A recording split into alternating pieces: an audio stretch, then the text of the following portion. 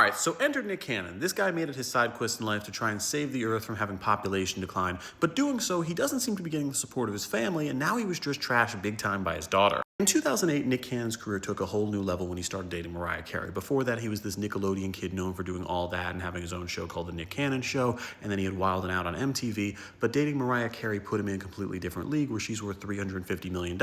and because of that, some people even accused him of being a famed gold digger because there was an 11-year age gap. And everything blew up for him in 2014, where he goes on the Howard Stern show to talk about his personal life way too much, where he starts bragging about all the girls he slept with before Mariah Carey, including Kim Kardashian, and then he's saying, oh, sleeping with Mariah was the best night of my life on my wedding night, and then he's also mentioning that he's never seen her actually go to the bathroom, and it was a lot of weird things that really freaked out Mariah Carey. That was really the needle that broke the camel's back that ultimately led to them getting a divorce, and the divorce was fairly clean, where basically they agreed to keep their assets separate, but at the same time, Nick Cannon did get to keep a $200,000 car, but he was ordered to give the twins $5,000 a month in a trust fund for them, but Mariah would pay all the other expenses, and she'd also pay to keep him in a 4-star hotel whenever he visited. For a while, the relationship Nick Cannon had with Mariah Carey's kids seemed fine, as well as his relationship with Mariah, but then everything gets weird in the late 2010s where he starts having kids, and he actually managed to have 10 children in a period of 4 years with 5 different women. There were actually some really sad moments to it, like having one son who passed away due to a brain tumor when he was only 6 months old.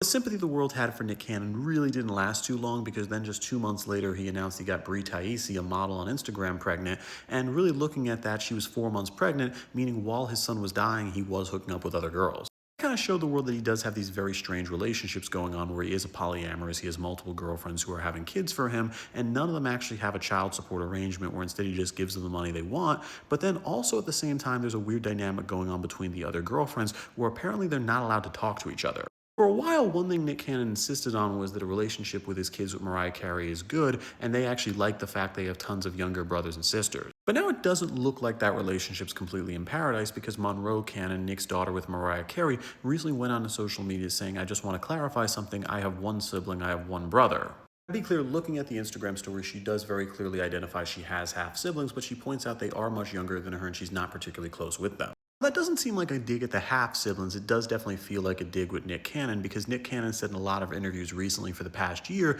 that all of his kids are very close and they treat each other like family, and very clearly Monroe is trying to come out saying, no, it's not that dynamic. Well, I can definitely see why these two twins are angry with the dad, because they grew up thinking their parents had this loving relationship and they were a product to it, but then right after the divorce, right after they split up, the dad basically runs around and gets all these women pregnant at once, and it does make themselves feel a little rejected and also at the same time disposable. Like I said, I'm waiting for the day these relationships all don't work out and he ends up having to spend $5 million a year on child support. And with that, I'm Charles Sproul. Please subscribe to learn something.